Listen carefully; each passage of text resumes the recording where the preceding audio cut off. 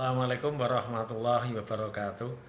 Ada sebuah pertanyaan dari seorang teman, yaitu anak insting yang bermasalah, cara menahannya bagaimana.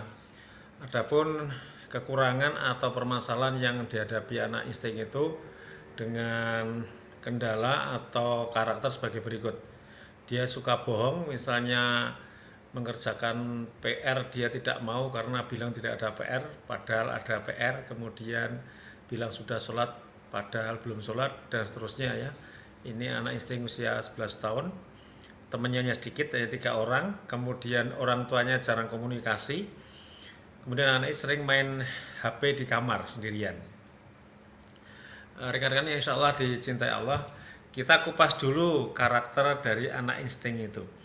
Insting itu otaknya mengendalikan jantung, organ terkuatnya juga jantung.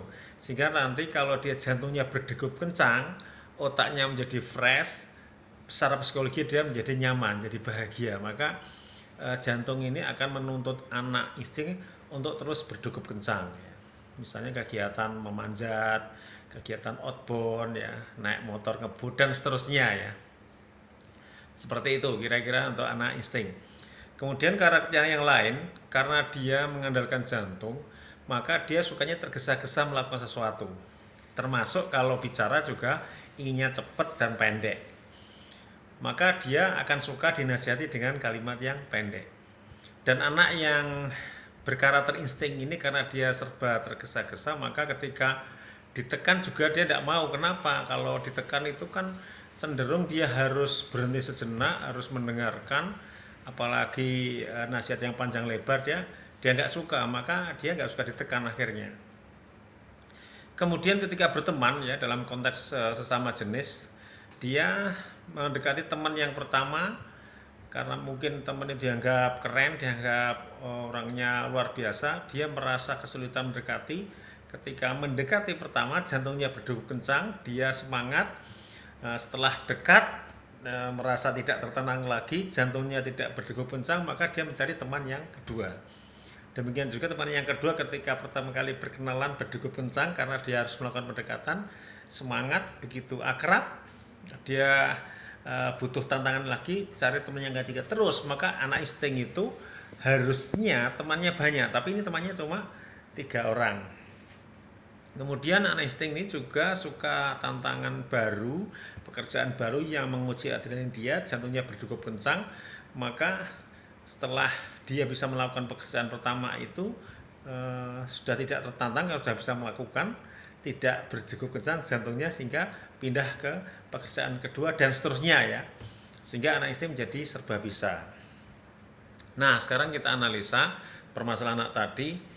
Suka bohong ya, berarti kalau dia suka bohong itu biasanya anak insting terpengaruh lingkungan ya. Kalau bisa dikatakan anak insting ini suka mengikuti temannya, suka ikut-ikutan, karena memang dia punya bakat sebagai mediator, penengah, sehingga harus dalam tanda kutip mengikuti arus, maka harus dijauhkan dari teman-teman yang suka berbohong. Temannya cuma 3 ya. Temannya cuma 3 ini bisa jadi dia masuk lingkungan yang dia tidak suka, terlalu menekan, kurang enjoy, terlalu serius, sehingga dia hanya punya 3 teman saja. Atau dia sudah kecanduan HP karena dia sering main HP di kamar sendirian ya. Ini perlu perhatian dari orang tuanya. Apalagi di sini juga dikatakan orang tuanya jauh dengan anak ini ya.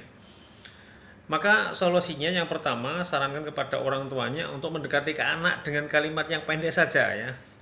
Misalnya, ayo nak kita jalan-jalan, kita renang di waterboom, kita ke Dufan misalnya. Dengan kalimat pendek, spontan diajak ke sana. Mudah-mudahan dengan seperti itu, orang tua mendekat dengan pola kalimat yang tepat untuk insting, yaitu kalimat pendek dan mendadak ya, spontan, itu anak akan nyaman dan mau mendekat ke orang tuanya. Saya punya sebuah klien ya, seorang klien, dia anaknya insting juga, kemudian banyak ditekan ketika dia belum kenal saya, sehingga anaknya itu jadi lelet ya, suka menyendiri dan ya bermasalah.